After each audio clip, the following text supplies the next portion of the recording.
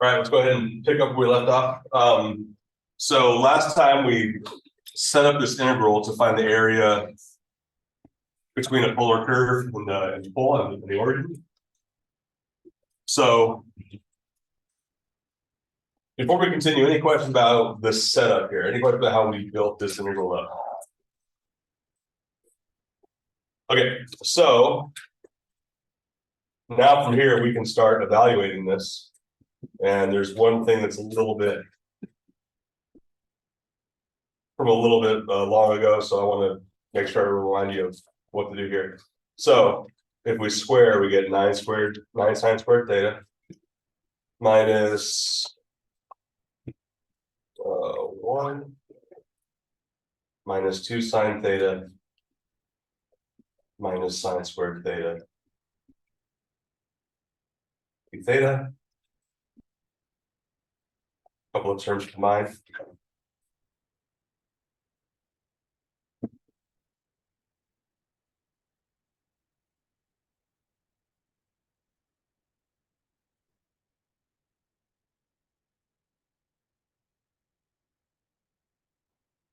Okay, so I think that's what as simple as we're going to make the integral. But now in terms of actually computing it, we can directly take an antiderivative of -1 and of -2 sine theta. We don't really have a direct antiderivative for sine squared. So that is something we've done before. Do you remember how we approached that?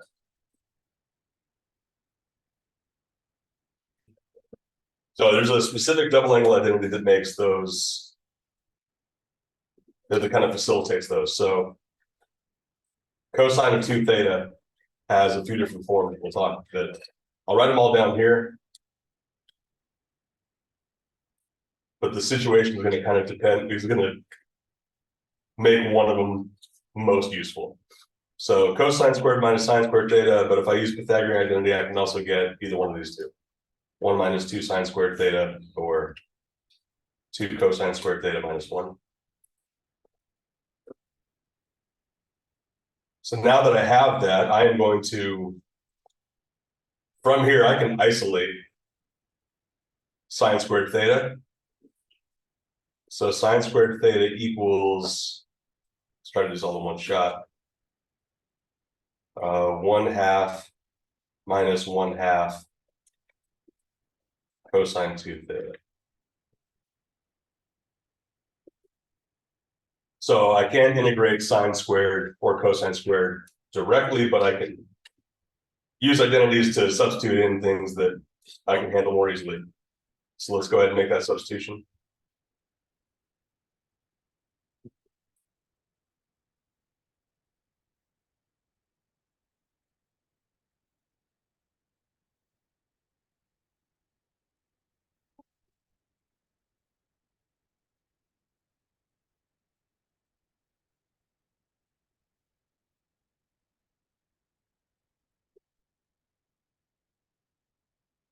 So if I distribute, I get 4 minus 4 cosine 2 theta minus 2 sine theta minus 1 d theta. Since I'm running out of room, I'll go ahead and combine the 4 and the -1 next. So is that an integral now we can handle directly? Right. What's the antiderivative of 3? Theta. 3 theta? 4 cosine 2 theta?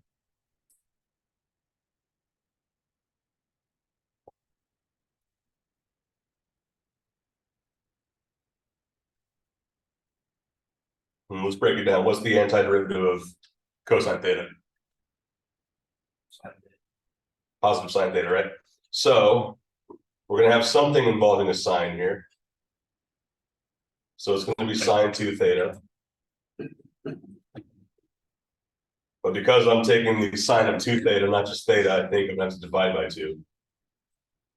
So all told, then I get 2 sine 2 theta. And finally, it's the antiderivative of 2 sine theta, or -2 sine theta.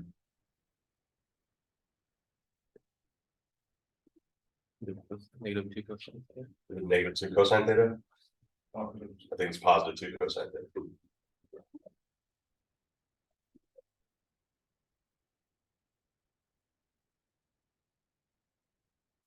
All right. Really running out of space.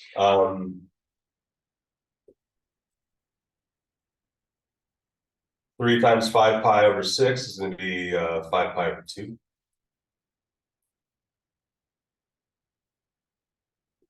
What is the cosine, or what's the sine of 5 pi over 3?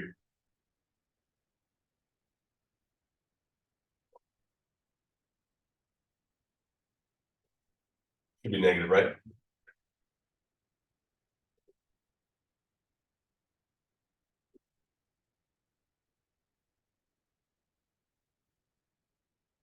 Cosine of 5 pi over 6 should be positive 1/2.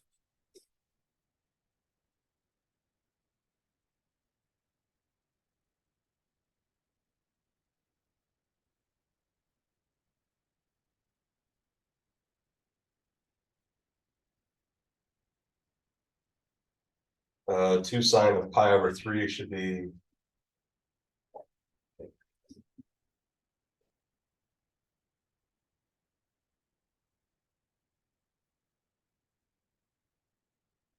actually, I think this one here should be negative.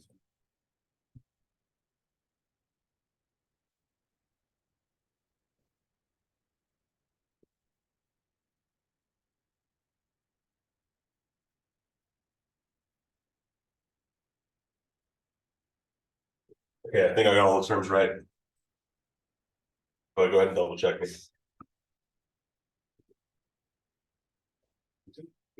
Cosine of pi over 6.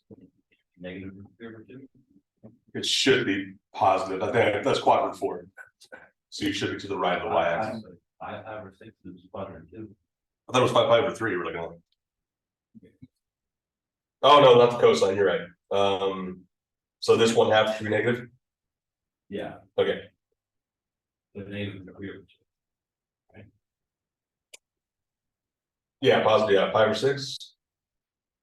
Yeah, thank you. Okay, so that means another one has changed too. So this one's positive root 3 over 2, right?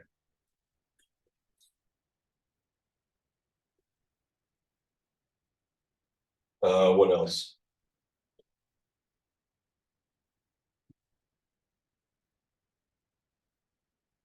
As long as we're correct, would it hurt anybody's feelings if I left it there? No more space. If someone wants to approximate it worse, they can. Does anything cancel? Unfortunately, I don't think anything cancels. All of the 2 times. Yeah, that's true. See, all these doublings will cancel. 2 pi. Does it all just go out to 2 pi? Yeah, I guess it's pi.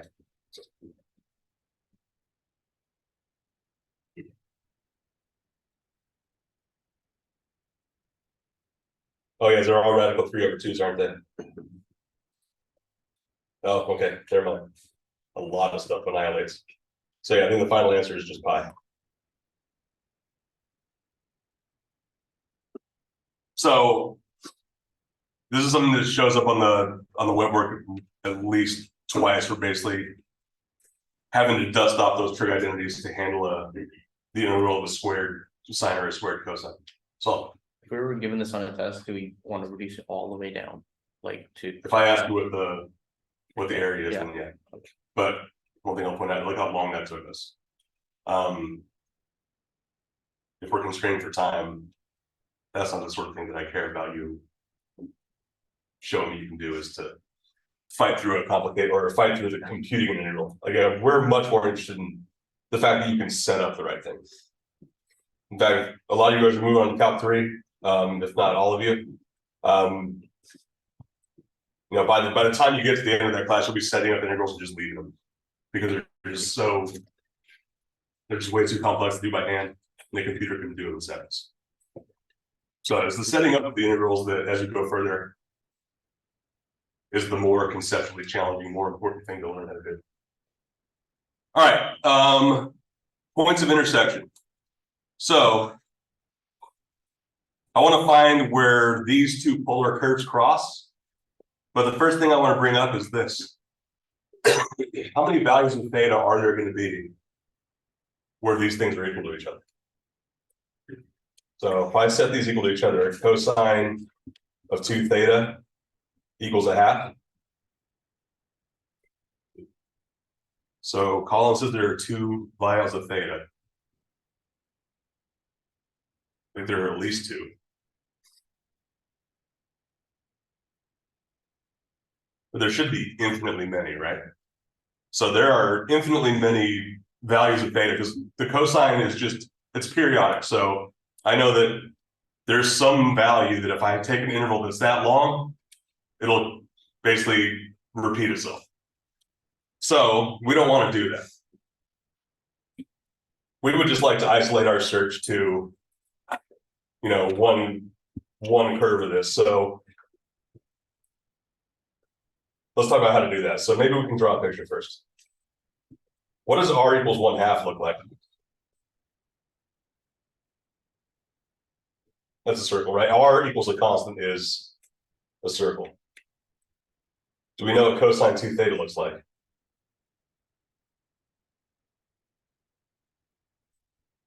I don't think it's obvious what it looks like. It might be like, it might be one of those like flowers, might be like a rose. But here's the thing, we don't really need to know what it looks like, but what we do need to know is this. What value of theta, or like what span of theta do I have to sweep through to get a full like cycle of that? So we have cosine of 2 theta. Let's back up into something more fundamental. What if I had r equals cosine theta? How much does theta have to change by to give me a full cycle of that function? That's 2 pi, right? So I'm looking at cosine 2 theta, so how long does my interval have to be? Just pi, I had exactly half that, right? So here's what I'm going to do. I'm going to look for where these 2 curves intersect, but I'm going to limit myself to this domain. Because let's say I find a solution in there, I know that adding pi to that solution gives me another one. Adding pi to that one gives me another crossing. But I don't really care. I just want to know where those take place. All right. So how can I solve this equation then? Cosine of 2 theta equals 1/2.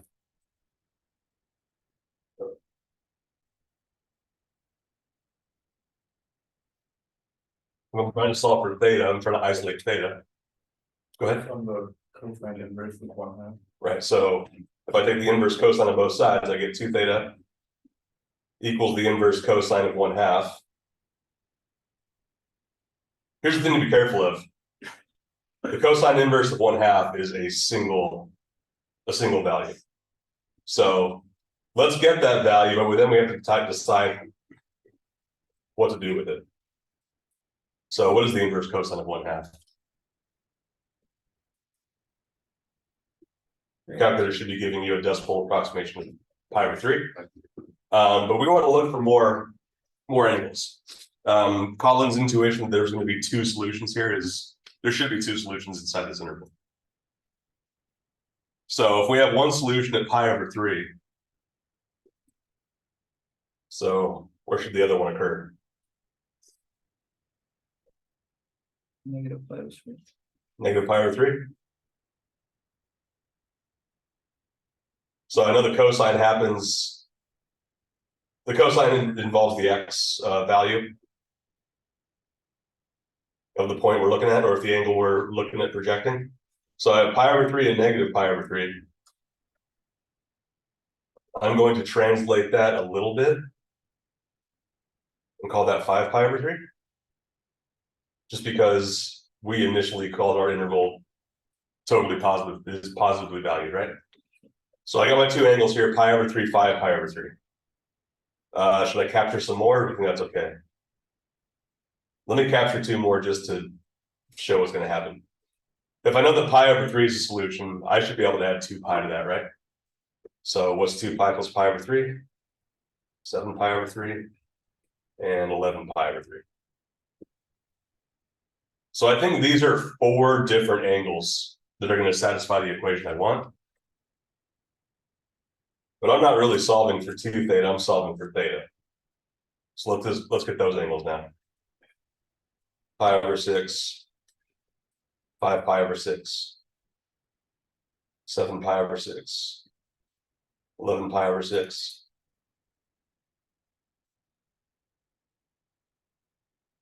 Do I really care about all of those? Which ones do I care about? First 2. All right. So those are the theta values. But what are the points that go with them? So in polar form, there are theta, right? So keep in mind the equation we actually solved. What's the R value that goes with pi over 6? 1/2. And with 5 pi over 6? Also a half.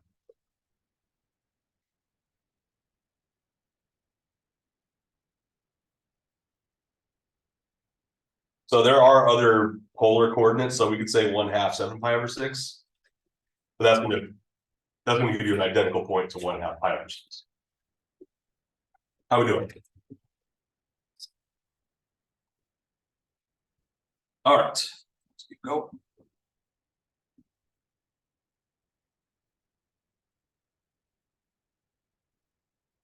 All right, so I want to find all the points where these 2 intersect.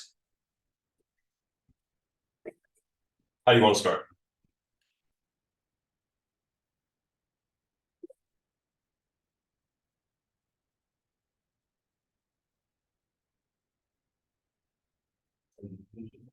So set them equal to each other. So 1 plus cosine theta equals 1 minus sine theta. 1 should cancel. So I get negative sine theta equals cosine theta.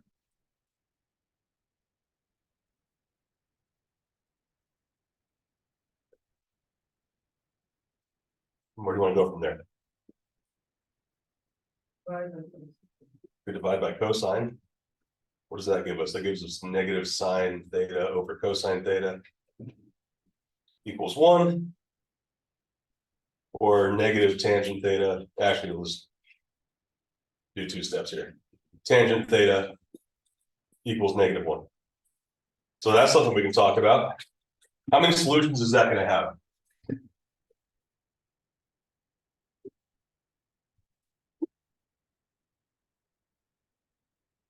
Could be infinitely many again, right? So I just want to find, if I were to graph these polar functions, again, we can think about what's a good span for theta to make sure I capture everything, but essentially don't redraw the curve. I don't want to trace over the curve. I just want to draw it and close it once. So what's a good span for theta? Maybe we should ask this. Why do we choose pi? Why do we choose from 0 to pi on this last one?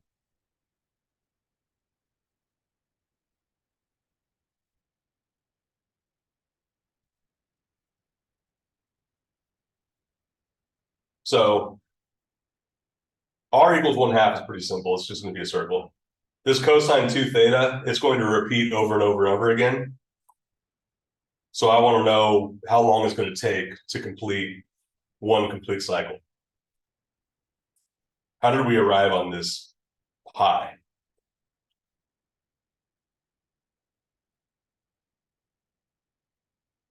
What's the period of just the regular cosine wave? 2 pi. So doubling the angle essentially cuts that period in half. So that's how we arrived at pi. How long of an interval should we take for this one here? This one should be 2 pi. Does it have to be 0 to 2 pi? So it doesn't really have to be 0 to 2 pi. We can do anything, any interval, as long as it spans a length of 2 pi. So you want to do 0 to 2 pi, you want to do something different. Stick with the same thing. So let's go from 0 to 2 pi. Where does tangent theta equal -1?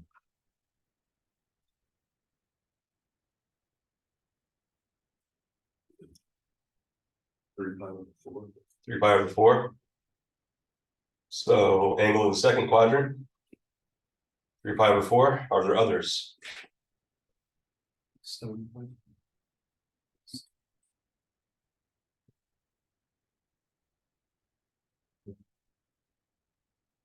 We want to go positive, so 3 pi over 4 is 7 pi over 4.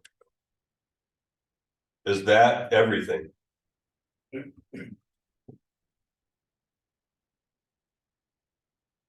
Is there anything else on my interval that's going to satisfy tangent theta equals -1? It should just be those two. So now I want to get the R values that go with them. So when theta equals 3 pi over 4, what R value do I get?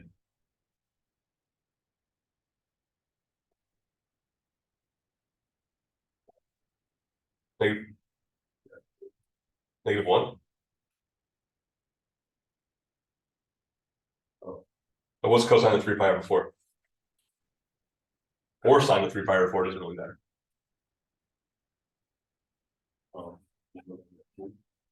Yeah, so cosine of 3 pi over 4 should be -1 over radical 2. So I think my R value is 1 minus 1 over radical 2.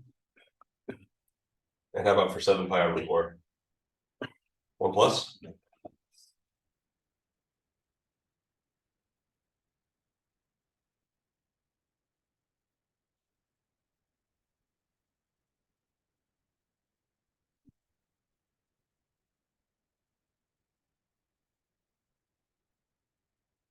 Questions here? All right. So the last thing I got for you, arc length. So we've done arc lengths in a total in a few different coordinate systems. Let's go back to parametric curves. So I want to find an arc length of a parametric curve. So that's where I have like y is a function of t, x is another function of t.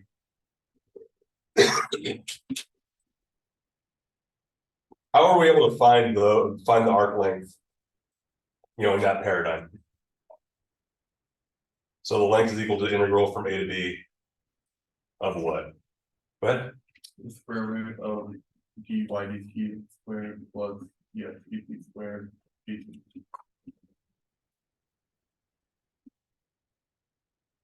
Right, and even that right there was kind of spun from the way we did in rectangular coordinates. So let's use this to develop how we did this for polar coordinates, or for polar coordinates. So t is a parameter. I could kind of follow the same logic here and say that theta is a parameter. We know that y is a thing that depends on theta. So dy d theta squared. We know that x is a thing that depends on theta somehow.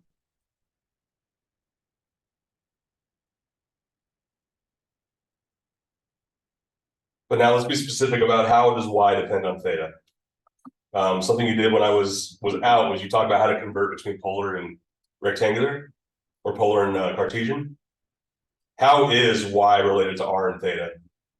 And how is x related to r and theta? Y is r sine theta, next is r cosine theta. Right. So now looking at that, now I can, and we've already done this before, but let's build it up again. We can take the derivative with respect to theta of y, which is r sine theta. We can take the derivative with respect to theta of x, which is r cosine theta. Using product rule like we did last time. This comes out to be r prime times sine theta. plus r times cosine theta.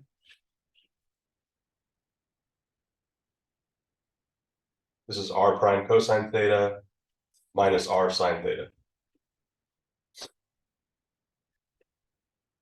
So just doing product rule to bring out both of those. Now, so these right here are dy d theta and dx d theta. What happens if I square those?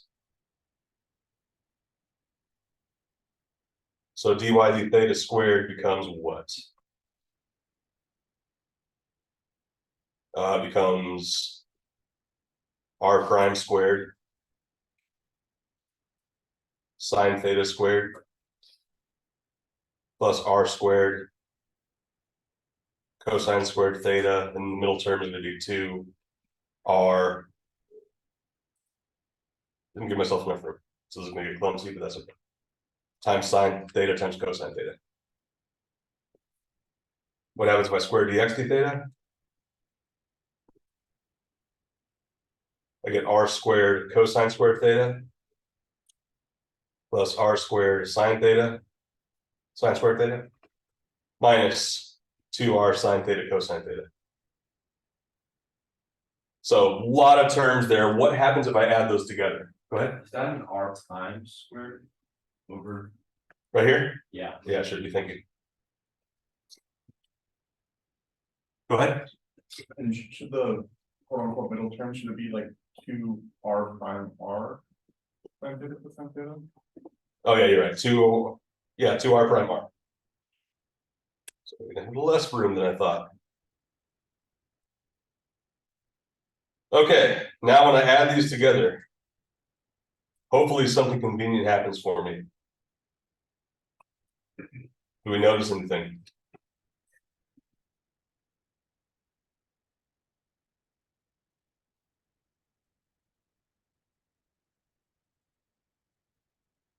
What happens to those two middle terms? Those two middle terms, like or I wrote them at the far right, they cancel each other out, right? So then what am I left with? I'm left with r squared times sine squared theta plus cosine squared theta. Plus r prime squared times sine squared theta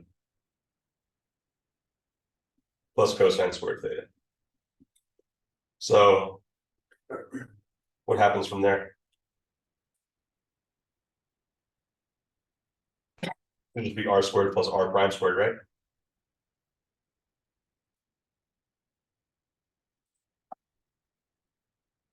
So any questions on how we built that up? Or what the final result is? So now we can kind of use this thing to find arc length in polar. So let's go ahead and do one. And in the margin here, I'll kind of remind you what we wound up with. So the integral from a to b of the square root of r squared plus dr d theta squared d theta.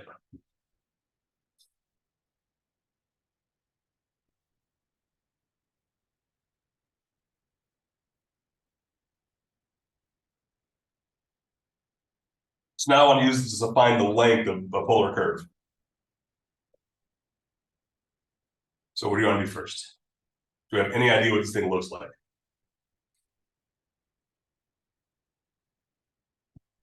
It's called a cardioid. Have we talked about that word? Have you seen the prefix cardio before?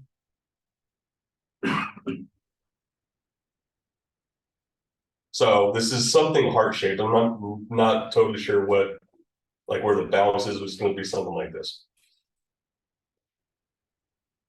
Not totally important what it looks like to find the length of it. We can graph it on Desmos in a bit if we want, but we want to find the length of it.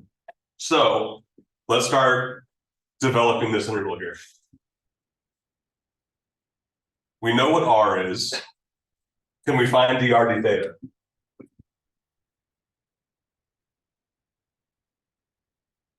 Cosine theta. TRD theta is cosine theta. So we're gonna integrate. We haven't talked about the bounds yet.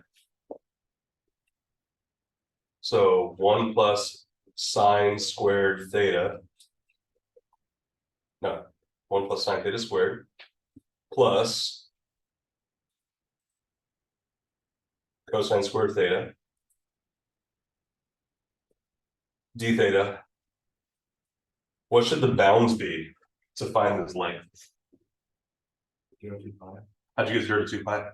Just the interval of the equation. Okay. And just like thinking about it, I feel like it'd be to encompass all the theta values. Right. Cosine. So basically that's kind of the bottom line. We want to encompass enough theta values so that basically here are the two things I want to avoid. Let's say that the shape I drew was accurate. I'm not totally sure if it is. I might be oriented somewhere else, but the first thing I want to avoid is this. I find an incomplete length. Because that's not what I asked for. Or the other thing I want to avoid is, I graph the thing, but then I trace a little bit more. That'll give me more length than I intend. So I really want to get a set of bounds that that traces this curve for me exactly once. Let me ask this question. What if I got rid of this in favor of sine of 4 theta? What would that do to your bounds? Right. I would go from 0 to pi over 2. So basically to answer that question of what the bounds should be, you really want to pay attention to what the period of your function is. All right, so are we okay with this interval? At least the setup of it. All right, so let's start simplifying stuff and see what happens. So the integral from 0 to 2 pi of 1 plus 2 sine theta.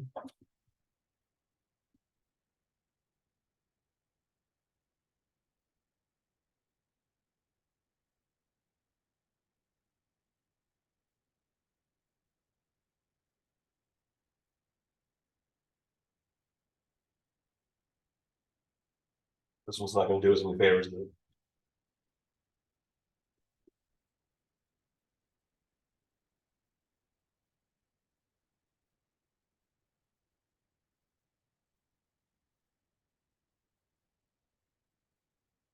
So I think that's as simple as we're going to get this integral.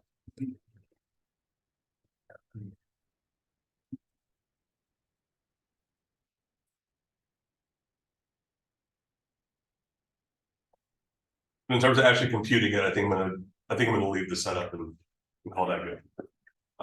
We have tables, we have things like Wolfram and Symbolab. Yeah, I'm not seeing immediately how to set this up by hand. But any questions on the setup of this integral?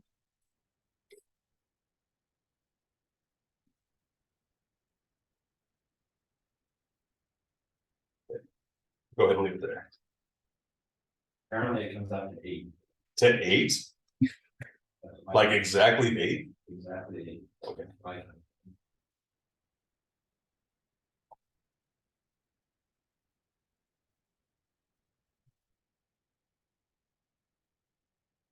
Now I'm curious.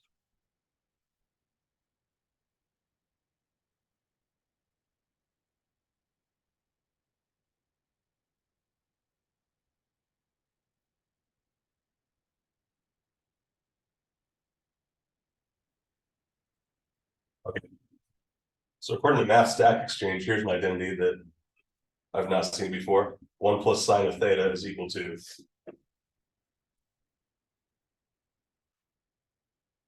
sine of x over 2, or theta over 2, plus cosine of theta over 2, all squared.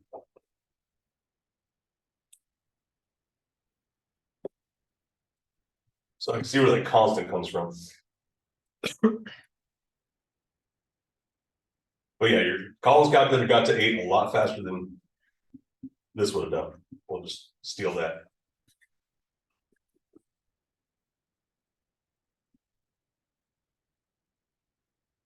Questions here? Right. All right, I've got a spiral. So unlike many of the other polar curves we've talked about, this thing is not going to be periodic. So what's this going to look like?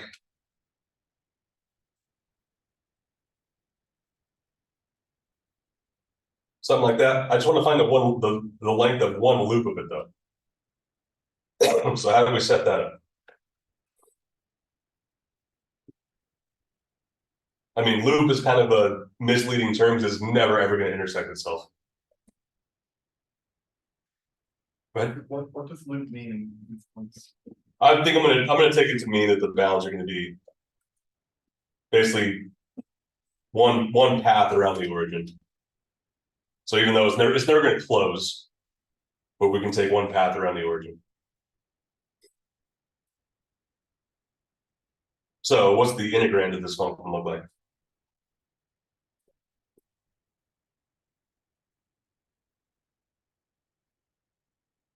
In general, what is this? So integrating from A to B of what?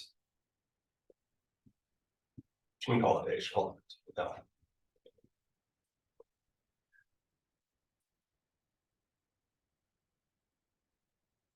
We forget.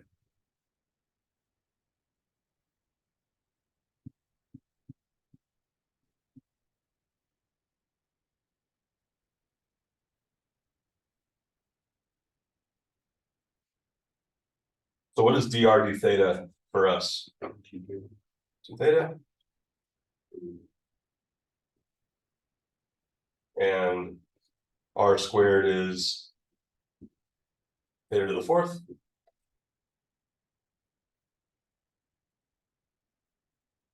Does this one become a little more friendly?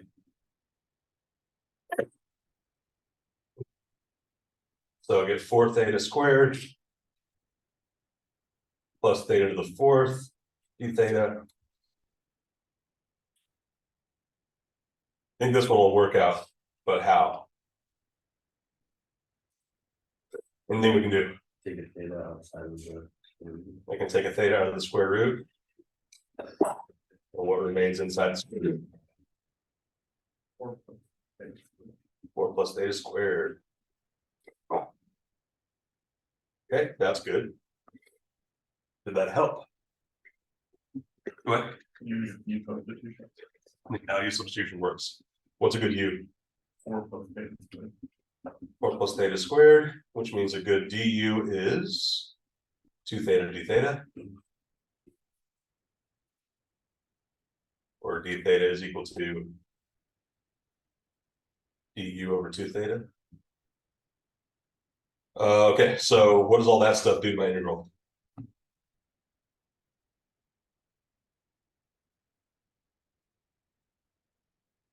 Can you pull out theta or theta squared? Here's what really happens. We pull out the square root of theta squared. So that's why it becomes theta. So all this work we did to transform this integral, what does the integral look like now?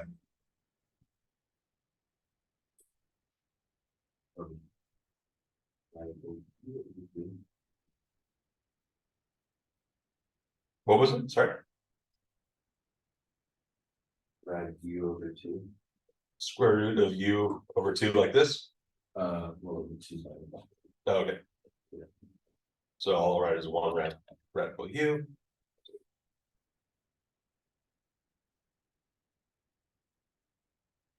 What are the bounds?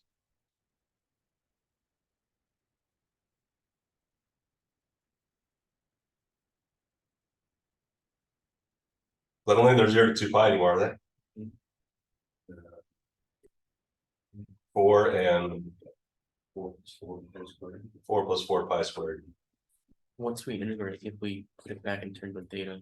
Yeah, that's always a choice you have as well. Yeah, if you'd rather not change the bounds, you can take the antiderivative and go back to whatever your original variables were.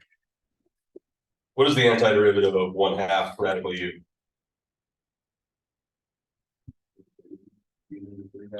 One third u to 3/2?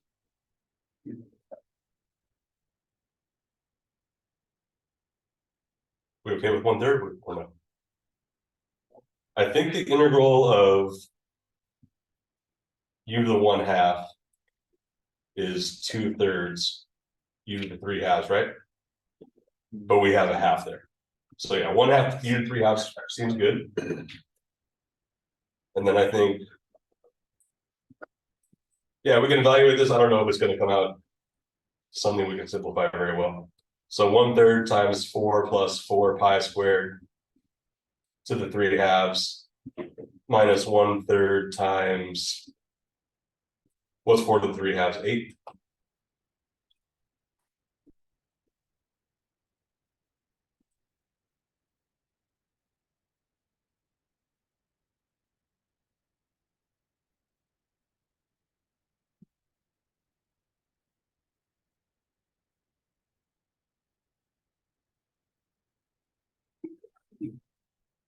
Okay. Oh, I left off the exponent.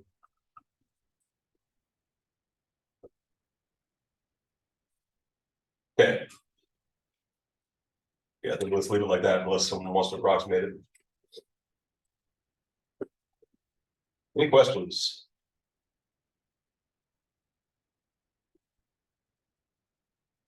All right. That is it for new stuff I have for you. Got about 9 minutes left. You want to talk about anything? I kind of suspect not, but has anybody looked at like the review stuff? Yeah, okay. If you have questions you want to ask me about it right now, we can do it, or the test itself, or when and where it is, whatever. How many questions should we expect? I'm gonna tell you right now, they just sent it out this morning, so I forgot what it said.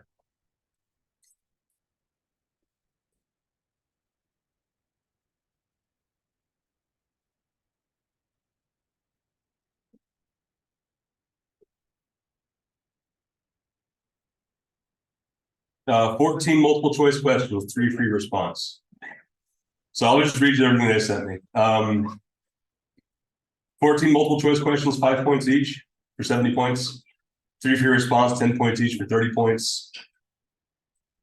So how does that compare to what was it, like 8 and 2 or 10 and 2, something like that?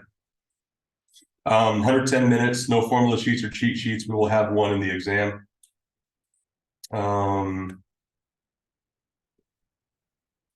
I'll give you the latest in my series of reminders to make sure you know what room we're going to be in. It'll be the G wing of the engineering building, so I think it's directly just south of this building. Wait, you said there will be a formula sheet. It's tucked in there. Yeah, don't bring your own. We'll give you everything you need. Are you able to see what that's for? Let me look at it. Also, is it gonna be like weighted a little bit towards like what we just learned, or is it gonna be? I don't see anything, so I would expect it to be relatively uniform. But like this stuff that we covered since the third test is like not much at all. I would hope it's not all that slanted towards that stuff.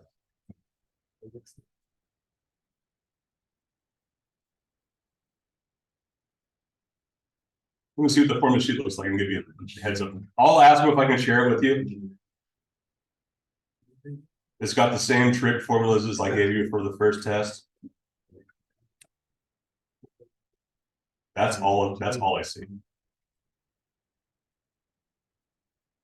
Yeah, it's got basically the that's the reciprocal identities, like secant equals 1 over cosine. 2 of the Pythagorean identities, the double angle identities, but that's it. So yeah, things that, I mean, and this doesn't totally surprise me, things I wouldn't expect to see are like, how do you find like the arc length in polar form or the arc length in any form? I would expect you to have that. Ready to go. But yeah, that's just those trigger identity listed, who's what we're gonna do.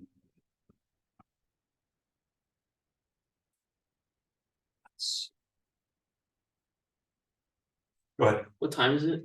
The final exam is 7:10 p.m. 7:10 p.m. 7:10 to 9. PM? PM. So 7:10 p.m. to 9 p.m. G wing of the engineering complex, or ECG, room 347. What else? I think that's all the stuff. I'll probably swing by here around 7 to make sure no one's here, but don't come here. If there's nothing else, I'll see you all either in office hours, or I'll see you Friday.